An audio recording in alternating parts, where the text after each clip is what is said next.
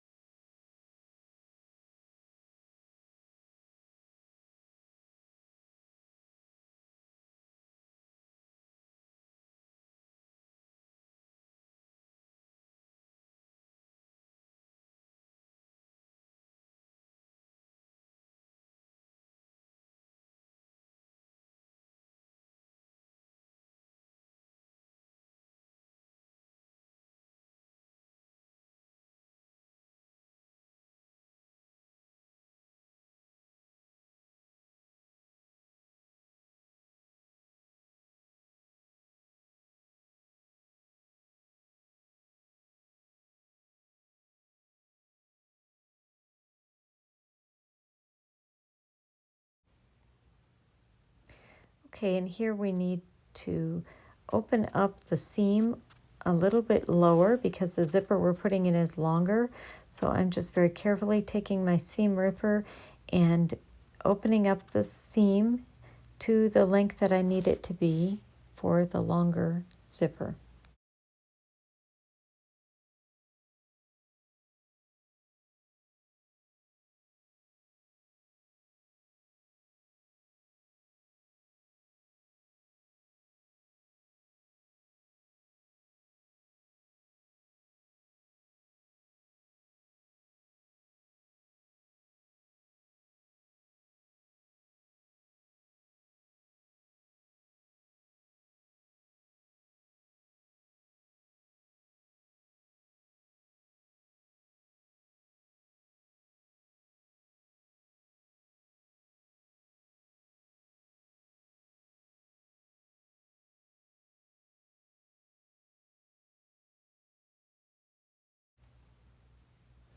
Okay, so we're going to take our new zipper and we are going to put this in.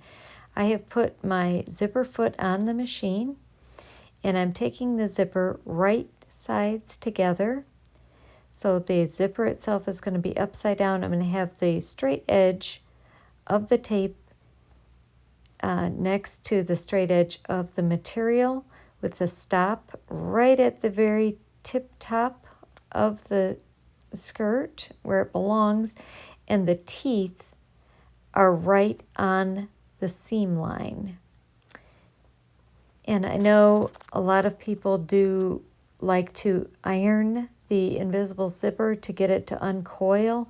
I do not do that. I haven't found a need to do that, but if that works for you and you'd like to do that, be my guest, go ahead and do it. I just basically let the zipper foot do its job, and this zipper foot gets the stitching very close to that coil, and the foot itself kind of pushes it out of the way. It will turn to the inside because it's an invisible zipper, and its job is to disappear into that seam, and it will do that even with a regular zipper foot. And so I've marked the length that I want it to be, so it's going to stop. I'm going to stop right there at the length that I want it to be.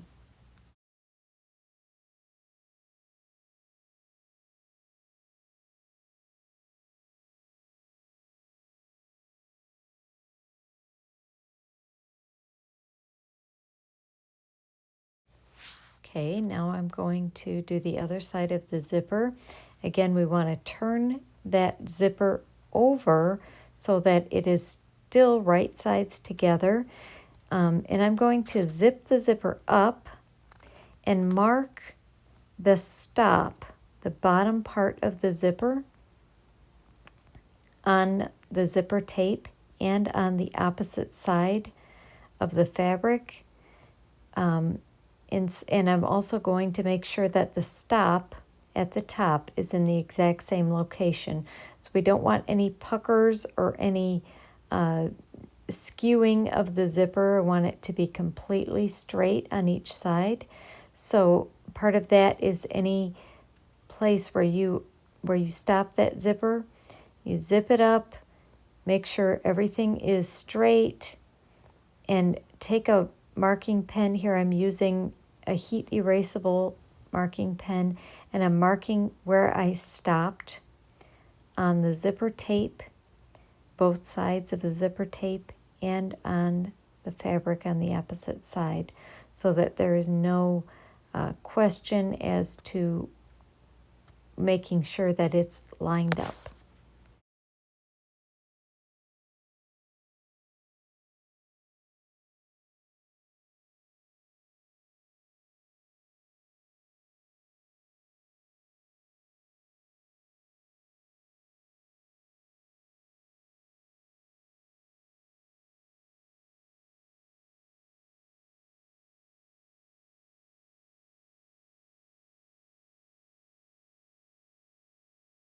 Mark the area where I want the zipper to attach to on the other side with the zipper closed, so I know that it's going to be nice and straight and even all the way across.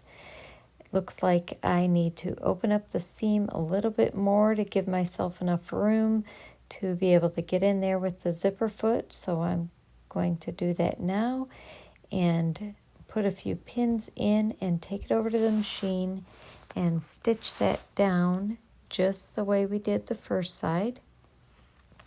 Sometimes I will hand stitch the second side in, especially when I'm using the invisible zipper foot. In this case, I'm just using a regular zipper foot. If I'm using the invisible zipper foot with the channels, a lot of times I hand stitch it down because that sometimes has a tendency to drag the fabric a little bit.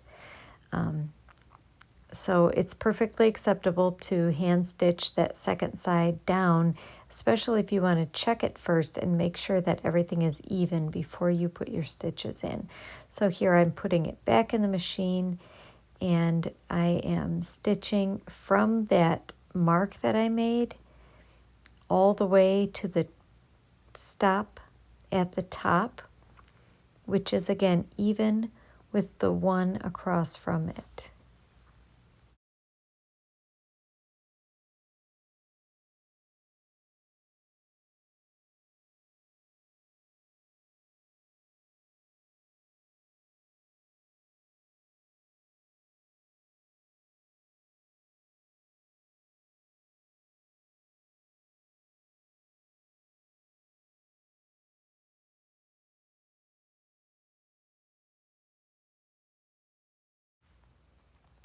All right, so we've sewn in our second side. Now we're going to flip it over and check the zipper and make sure it is even and smooth and exactly the way we want it to be. It will disappear into that seam line, and that's what it's doing. So at this point, we want to finish the bottom seam below the zipper. So I'm pulling the zipper through to the back of the seam, and what I'm going to do is, using the zipper foot, I'm going to get as close as I can to the stitching where the zipper ends, but a little bit above where the zipper ends. And I'm going to get just as close to that as possible, keeping all the layers even and just pulling that zipper out of the way. And I'm going to set the needle down. Just check it very carefully on both sides. make sure that's all even and you've got the needle as close as it can be to close up that seam. And this is something you want to do very carefully because that is how you can get a little bubble or a little pucker at the end. So just keep that nice and even, and don't pinch the zipper in it. Just pull the zipper out of the way and don't distort your fabrics. Just sew as close as possible to where your zipper stitching was, and then go forward and just finish up that seam below the zipper until it connects to the center seam of the skirt that you have already made. And if you haven't made a partial seam on the skirt, you can go right from here all the way down your seam allowance, down to the hem.